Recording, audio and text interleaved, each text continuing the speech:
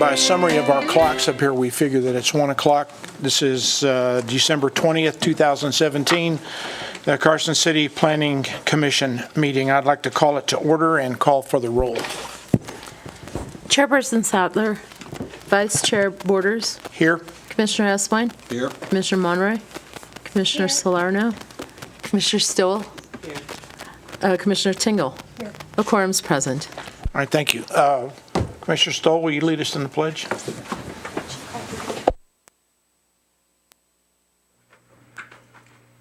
Pledge allegiance to the flag of the United States of America and to the republic for which it stands, one nation under God, indivisible, with liberty and justice for all.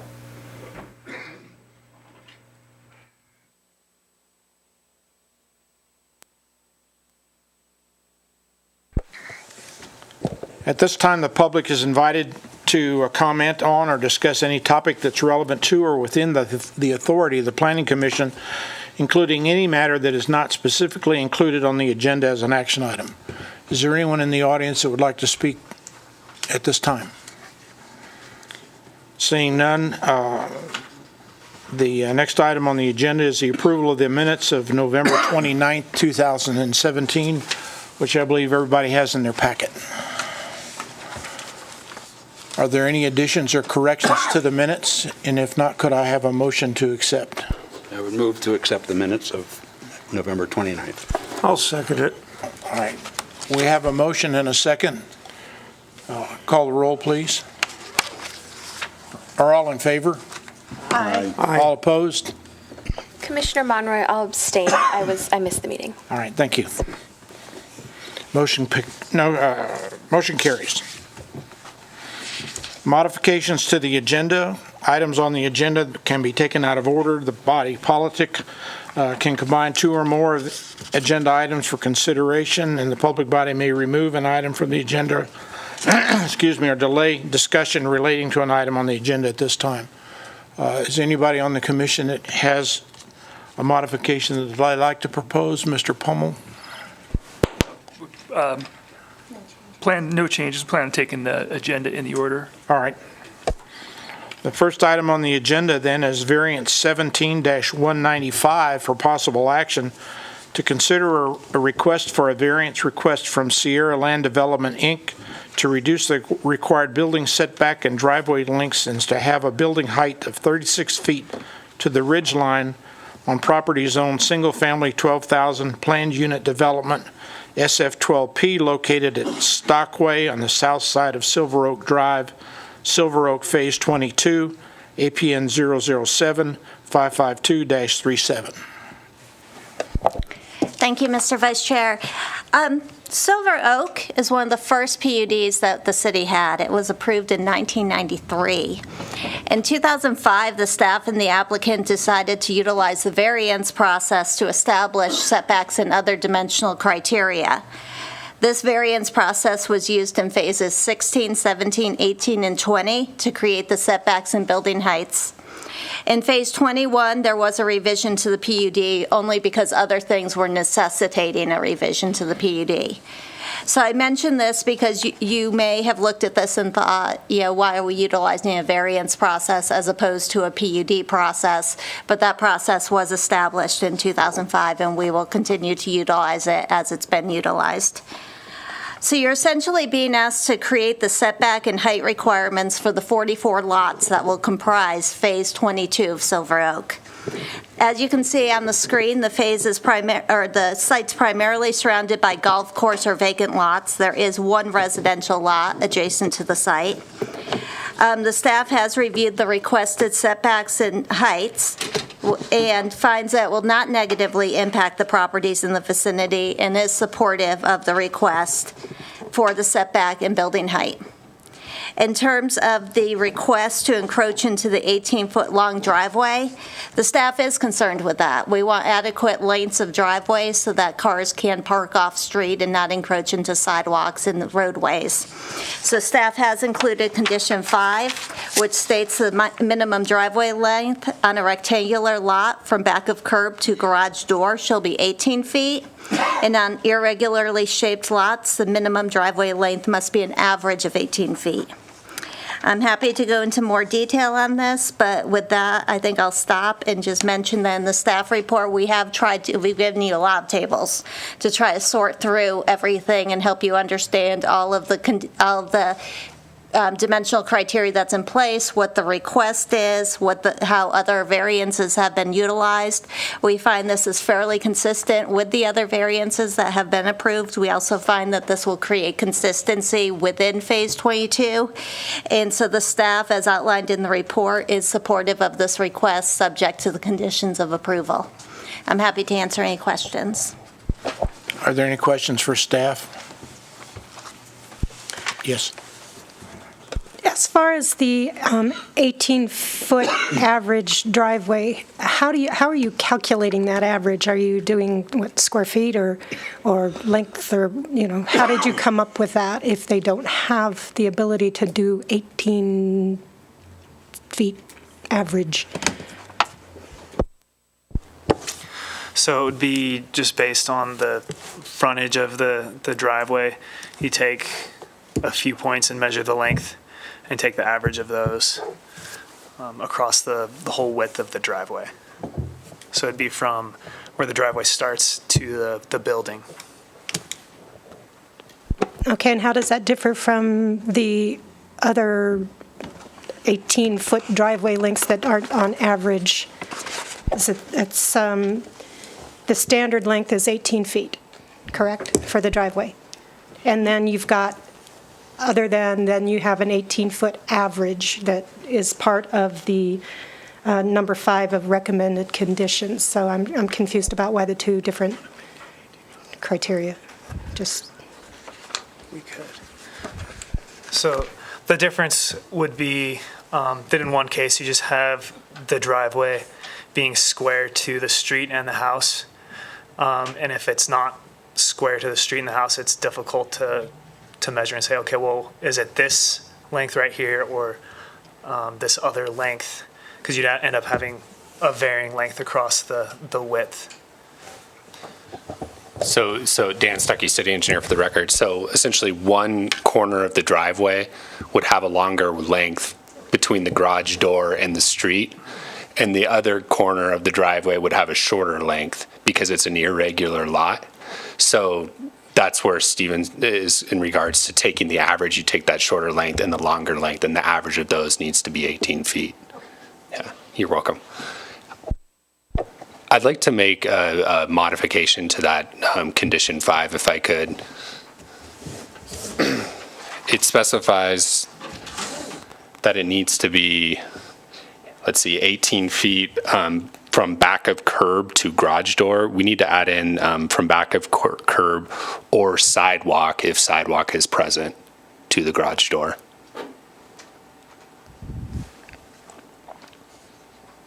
And that is all.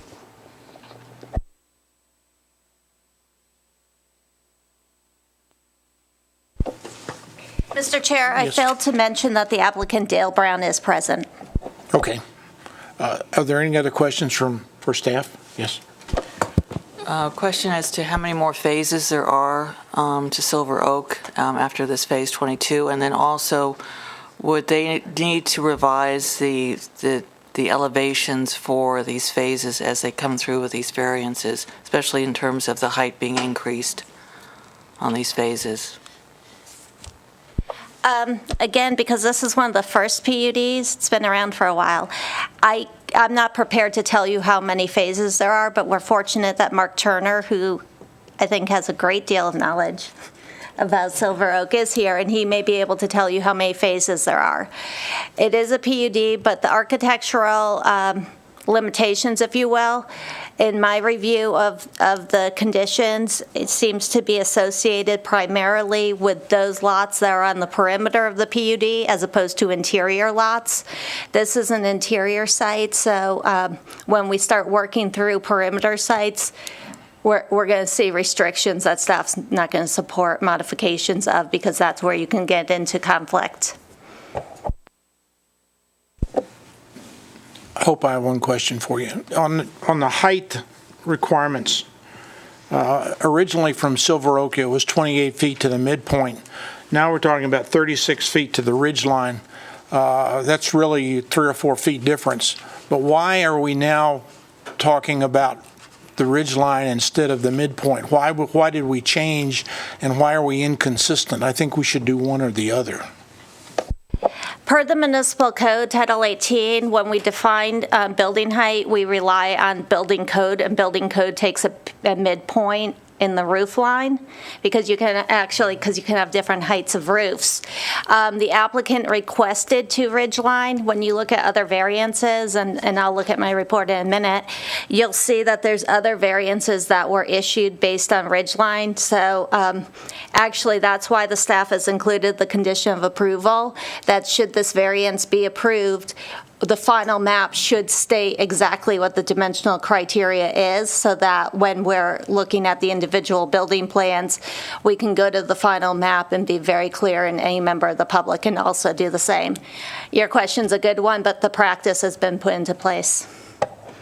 Well, it would just seem like that the original PUD should have been modified then. If we're going to continue to grant variances based upon ridgeline, but the original PUD just still says midpoint, I think somewhere it ought to be consistent so that the public and everybody knows this is not building houses that are 8 feet taller. It's building houses that may be 3 or 4 feet taller, but it creates a misconception there that I think we need to find some way to fix. Any other questions for staff? The applicant is here. Would you like to come speak to us? No? Okay. Yeah, the conditions that the city staff has placed upon this variance, do you accept those? Yes, I do. Even with the modification that we have? Mr. Brown, can you speak into the mic and identify yourself for the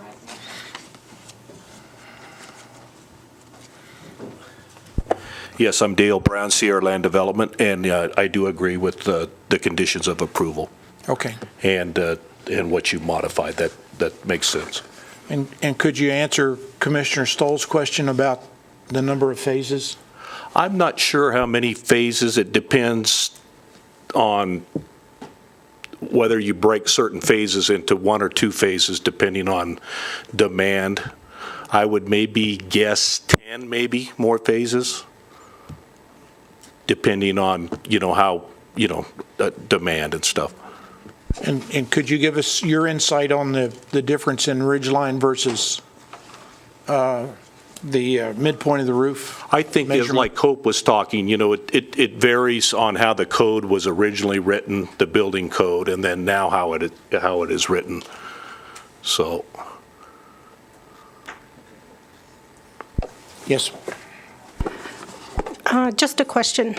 What is it about the current setbacks that aren't going to work for this phase of development? Is it that you are looking to put a bigger footprint on each lot? Because I noticed that each, regardless of lot size, you're looking at the same side and back setbacks. So I guess it's just a question of what about the current setbacks aren't going to work for this development? The current setbacks will work, but we just want to have a little more flexibility in what we do as the builders come in to build. We still have a architectural review committee that will review everything and set the setbacks accordingly to the lot size, because some are bigger, some are smaller.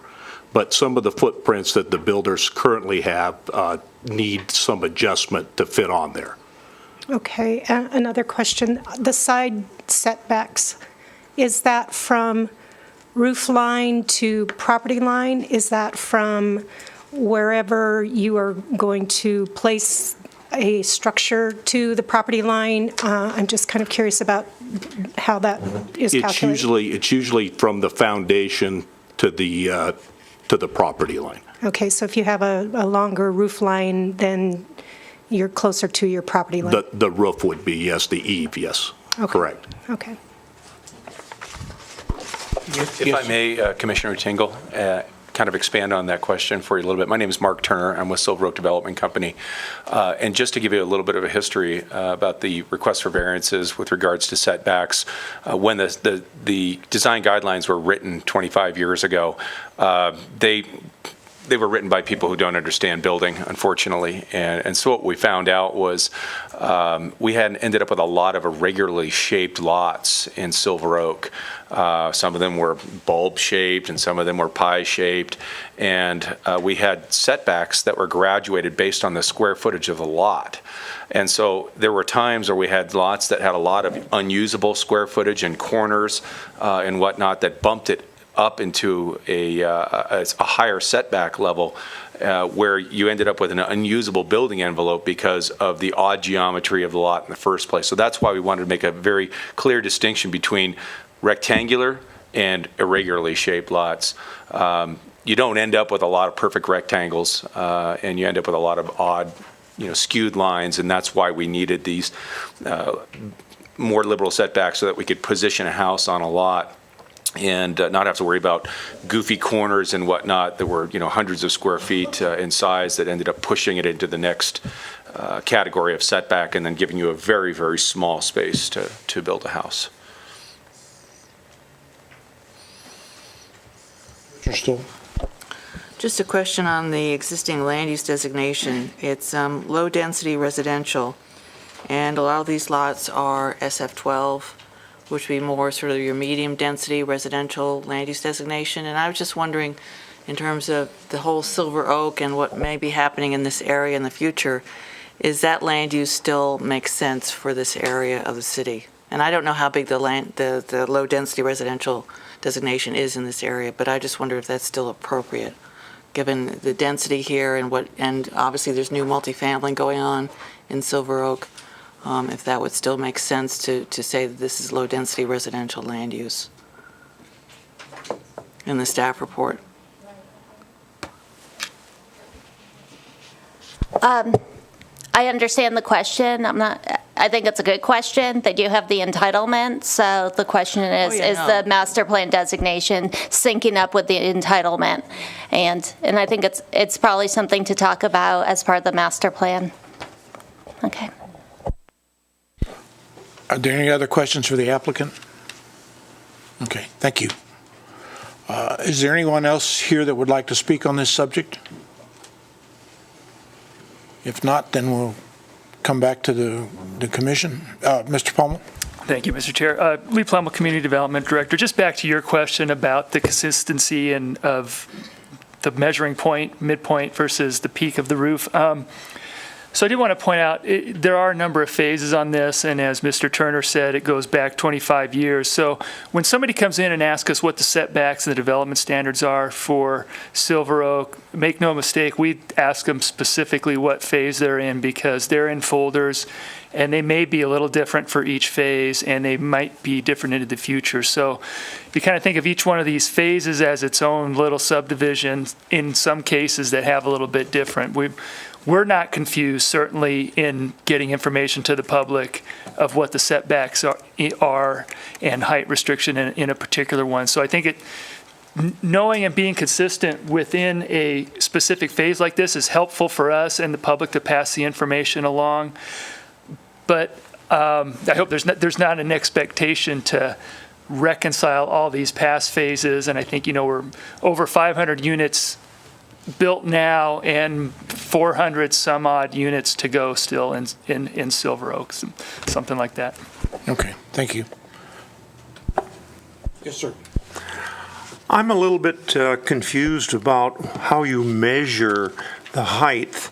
It seems to me that, generally speaking, it's where the grade meets the foundation is the point that you measure the height, because Otherwise, if you just measure from the foundation, I don't know where on the foundation you measure. Can somebody clarify that for me?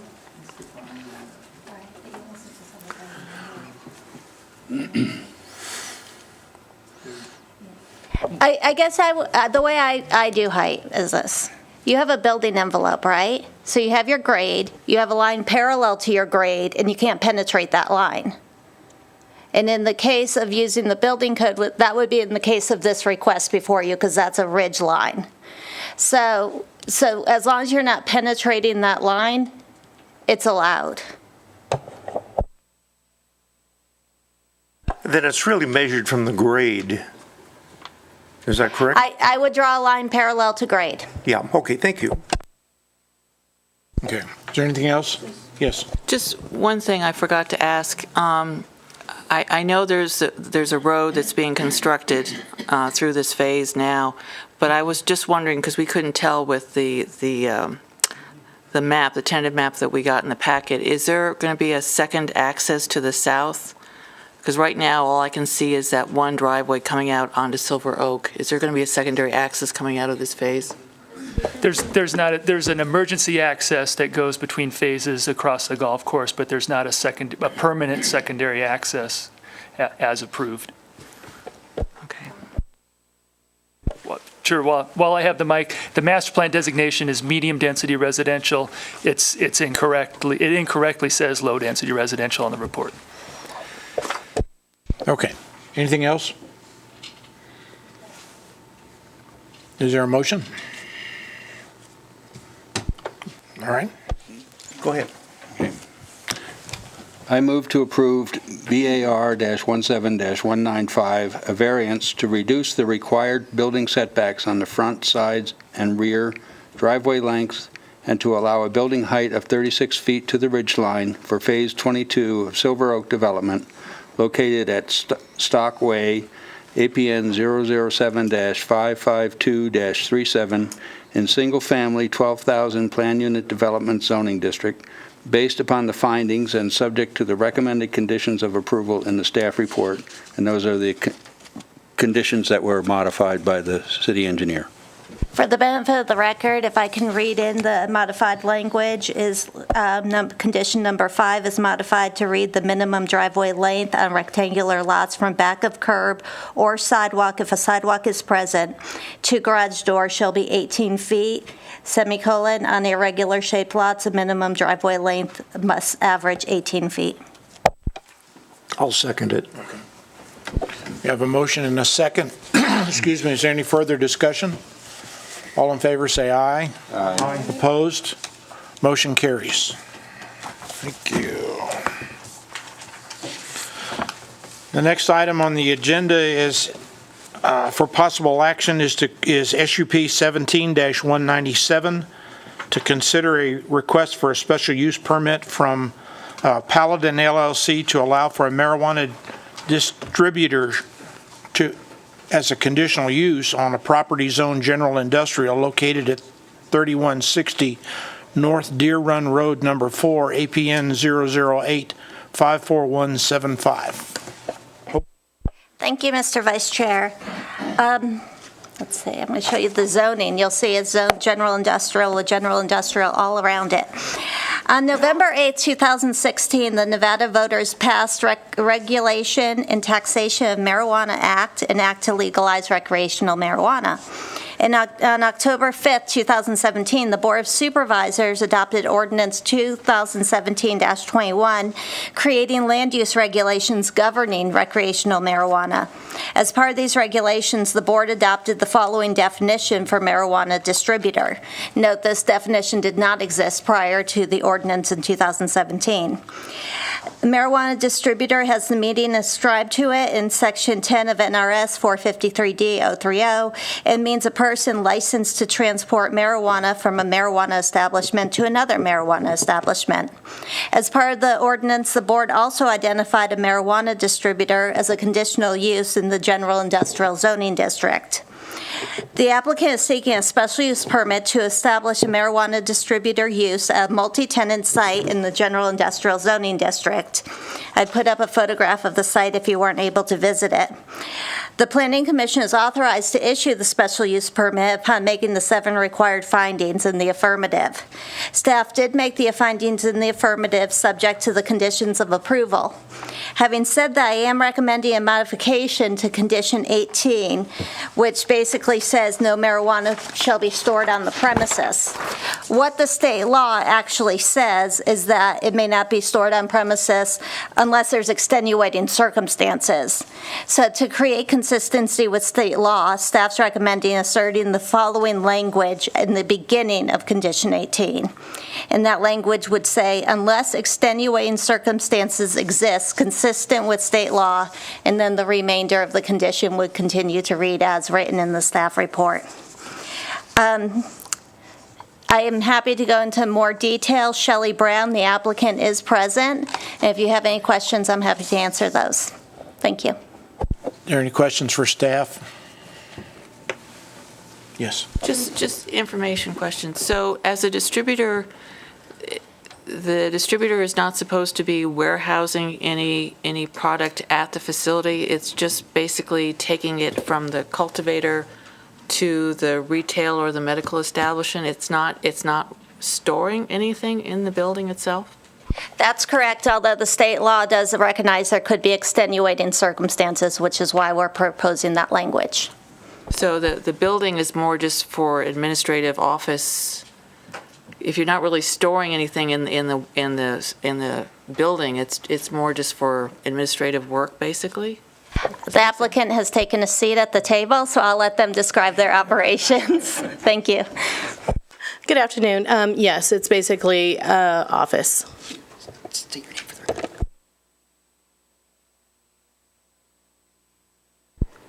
Try it again. My name is Shelley Brown. I'm with Paladin LLC. I'm sorry, it's very confusing. Okay, did you get your question answered? Are there any other questions for the applicant?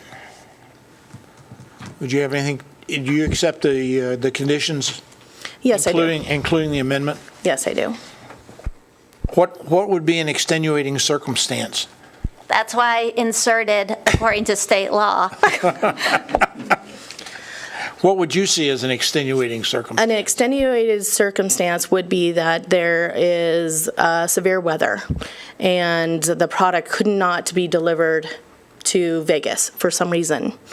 And then it would be immediately stored, and we send an email to the state to let them know that we are storing, and then it would be immediately, as soon as possible, rerouted to its destination. Okay, so the distributorship doesn't necessarily stay within Carson or No. Northern Nevada. You're a distributor for the state of Nevada. Correct. Not just this region or this city. That is correct. Okay. That wasn't clear to me. Yes. So, Elise Monroy for the record, and it sounds like we're all getting some education on this. I had no clue, I guess, what a distributor did, so thank you for educating us today. So I just have a question about, so I understand that you said the office will be administrative, but does your company have, like, big trucks that are going to need to be parked outside? Is it so I'm just curious to know, because I don't, I read through this, but I don't remember having a conversation in here about trucks or traffic or parking. So I was just curious about that aspect of the distributorship. The location that we're looking at currently has a garage that we can park our truck or van in. It also has an additional parking space out in front of our location, and then it has additional parking spaces if in the future that we get additional vehicles, that is free parking at the end of in the picture. But you're not distributing with, like, big rigs? No. Okay, great. Are there any other questions? Any questions, staff? Okay, thank you. Is there anyone from the audience that would like to comment? Okay. We'll bring it back to... I do have a question. Yes, sir. All right. And it's just from my information. I've noticed that in Reno, you see cars running around delivering product. Is that what you will be doing? delivering it to end users or just to other retail establishments? Currently, the recreational marijuana law only allows distributors to distribute from licensed medical or licensed marijuana distributors. Licensed marijuana facilities. Currently, medical marijuana is able to be distributed by vehicles, but that is not something that we are interested in doing. Okay, so that only applies to medical marijuana, not That is not correct. the recreational. Okay, Yes. thank you. Anything else? Anybody else in the audience? Okay. Is there a motion?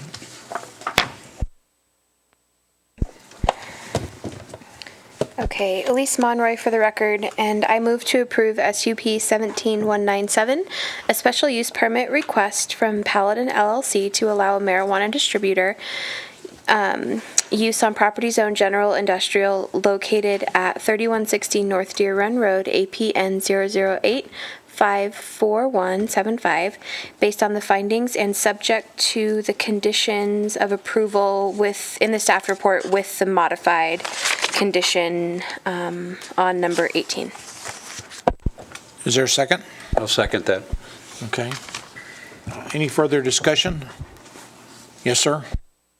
I cannot vote for it because it is a violation of federal law, and I swore an oath to also follow federal law, so I will vote no. Okay. Any other discussion? All in favor say aye. Aye. Opposed? Aye. No. Motion carries. One negative vote. All right. Number 3, ZCA 17-208, to consider a request for a zoning code amendment, amending Title 18 Appendix of the Carson City Municipal Code to revise certain guidelines for the design of fences located within the historic district of Carson City and providing other matters properly relating thereto. Thank you, Mr. Chair. Hope Sullivan, Planning Manager. In June 2016, the Board of Supervisors considered an appeal of the I almost said Planning Commission, but it wasn't. It was the Historic Resource Commission's denial of a vinyl fence in the historic district. As part of, not really as part of, but sort of tangential to that action, the board asked the Historic Resource Commission to clarify the design guidelines with respect to fencing in the historic district. So the Historic District has prepared the amendment that's before you. The intent is to identify those materials which are acceptable and consistent with the other materials in the district, as well as to provide a methodology for the consideration of other materials. Interestingly, in the discussions at the Historic Resource Commission, one of the commissioners, Don Smith, said, we should make this like an SUP and have findings, which I thought was interesting because they relied on one of your processes to kind of come up with the idea that there should be a methodology so that if the material is something that's not listed in those materials which they've identified as being traditionally associated with the district are wood, raw iron, decorative woven wire, and in limited circumstances masonry, they recognize there might be a time when a different material is appropriate and they wanted to have, I'll say in quotes, findings, so that they could make decisions on whether or not those alternative materials would be appropriate. The Planning Commission does make a recommendation to the Board of Supervisors on amendments to Title 18. When you consider this, you have 3 findings to make. The staff was able to make those findings in the affirmative, and we are recommending approval. The chairman of the Historic Resource Commission, Mike Drews, is present, and if it's okay with the chair, I'd like to invite Mike to add any additional information to the presentation. Absolutely.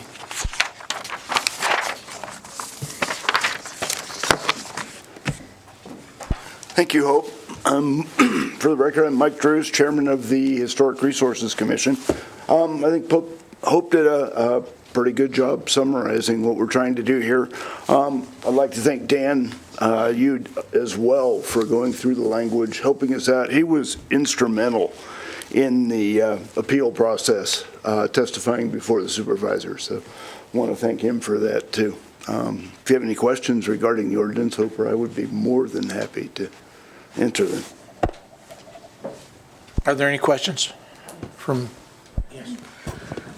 It sounds like, and of course, I don't know any of the background, but I was looking back at a jurisdiction of where I used to work, and in that jurisdiction, which had 6 local municipal historic districts, they say very clearly that vinyl fences are prohibited, and it's even specified in the zoning code.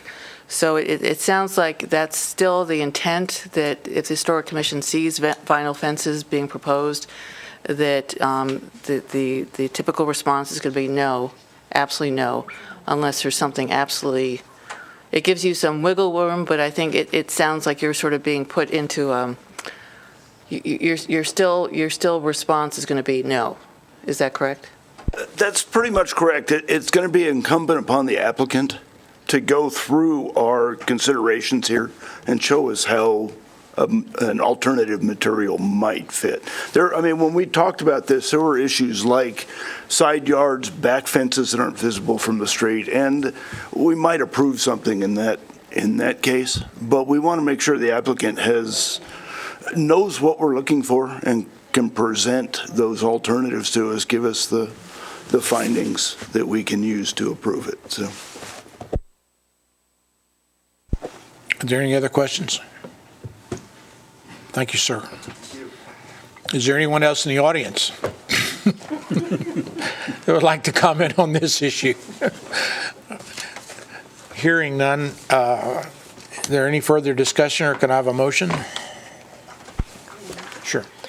I move to recommend to the Board of Supervisors approval of ZCA 17-208, an ordinance amending Title 18, Appendix of the Carson City Municipal Code to revise certain guidelines for the design of fences located within the Historic District of Carson City and providing other matters properly relating thereto. Is there a second? I'll second it. Okay, second from Ms. Stowell. Any further discussion? All in favor, say aye. Aye. Opposed, no. Motion carries. Okay. Staff reports. Thanks for showing up at this odd time of the day for a planning commission meeting. We get back to the regular schedule in January, which may as well start with that for the January planning commission meeting, actually the deadline for application submittal is not till tomorrow. We don't have any applications in so far.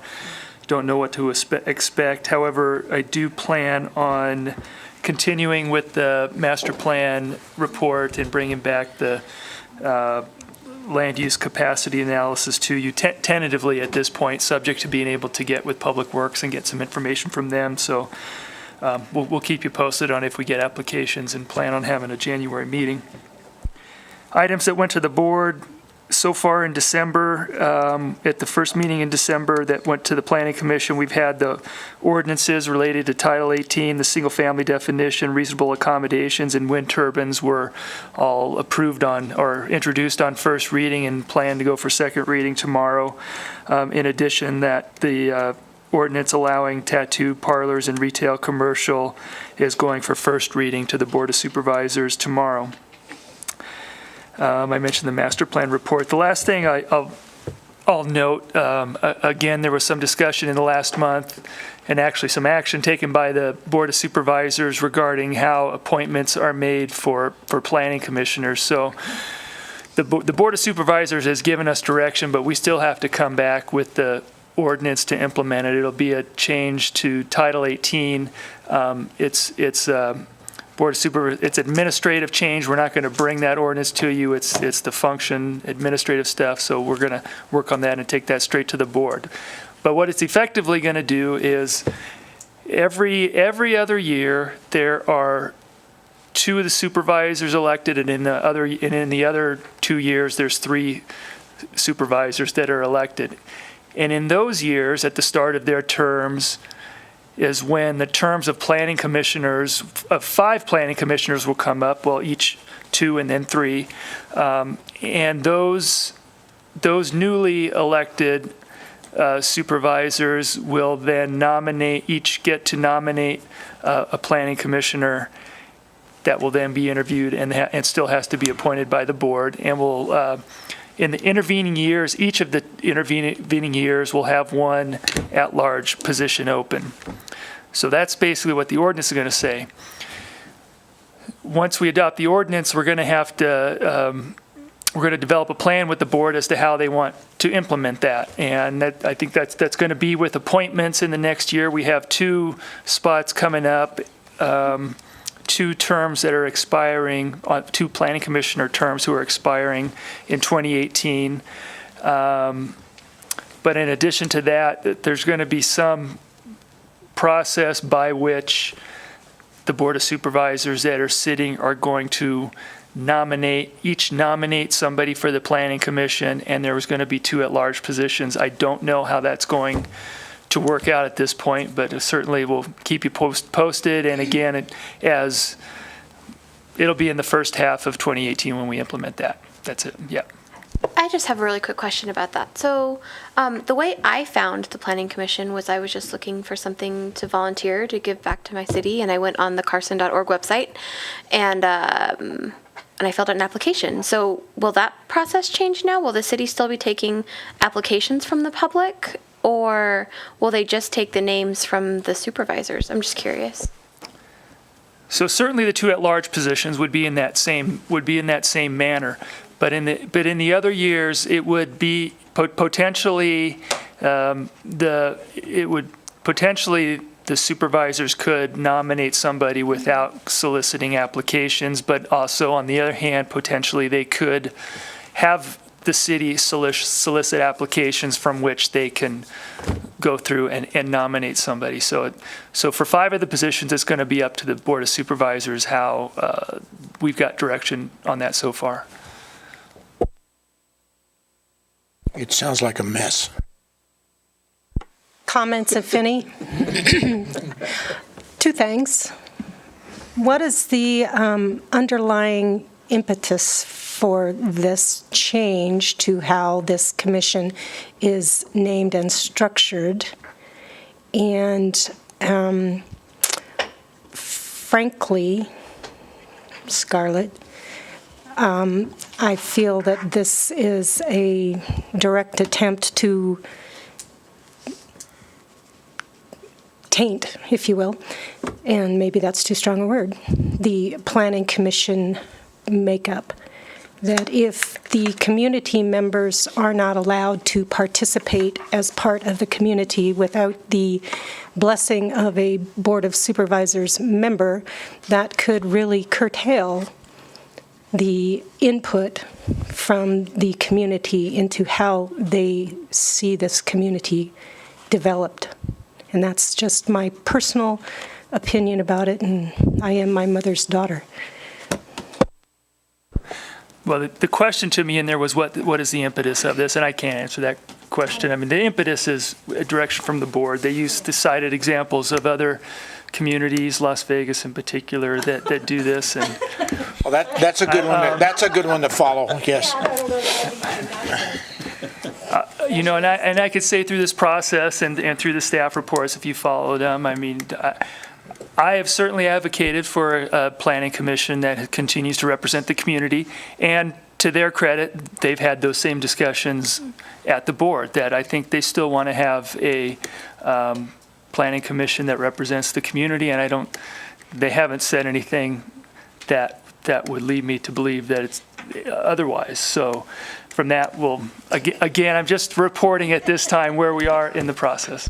Well, Lee, it occurs to me that having served on other planning commissions, that the purpose of the commission is to provide an independent source for the community and to give community input. And it looks like all we're now becoming is a puppet of the Board of Supervisors to do what they want done that they couldn't do otherwise. And it just grates. It just makes us feel insignificant and unimportant. And I think it's a terrible precedent for them to set. If they are going to do what they want to do, and that's fine, but I think it does not bode well for Carson City. Well, I would just advise to let it play out. I mean, I don't see that necessarily that intent in it, and they've indicated that certainly that existing commissioners are able to be appointed, and they understand the concern of and difficulty with a replacement. If you replace it's good to have some experience on the planning commission. That's what I'm trying to say. It's good to have experience, and I think they want to keep some experience up here. They understand the importance of that. So, comments noted, but I wouldn't let's see how it works out before you pass judgment on what the final outcome is. I believe my friend always says, plan for the worst and hope for the best. Candace?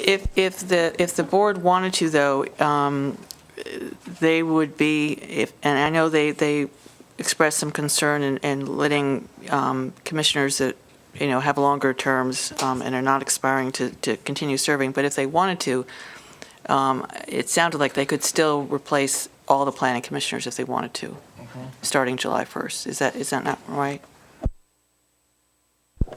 Yeah, I don't know the process that'll be undertaken to implement this between now and January, but I would say at any point, at any time, in any year, the Board of Supervisors could replace a planning commission by their power and duties. Okay. Would there have to be some sort of justification for that, or can they just do that because they want to? I mean, I would hope that if they were making a move to replace a planning commission member, that there would have to be some sort of justification or valid reason for that removal, that one of the commissioners has done something egregious or against public law, whatever, that there would have to be some sort of grounds for that dismissal instead of just a feather sideways. Generally, that's the case. The short answer is you're right. There are provisions in your bylaws for removal of planning commissioners. All right, anything else? The public is now invited to comment. If there's anyone here that would like to speak. Seeing and hearing none, I'd like a motion for adjournment then. So moved. I have a motion, second. All in favor? Aye. Opposed? Merry Christmas, everyone.